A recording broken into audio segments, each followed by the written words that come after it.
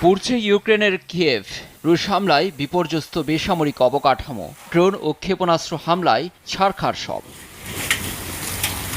সময়ের সঙ্গে ইউক্রেনে হামলার মাত্রা বাড়িয়েই যাচ্ছে রুশ বাহিনী। রোববার রাতভর রাজধানী কিয়েভ, সামি, খার্কিভ সহ বেশ কিছু জায়গায় চলে ধ্বংসযজ্ঞ। ঘরবাড়ি এতটাই ক্ষতিগ্রস্ত যে মেরামতেরও সুযোগ নেই।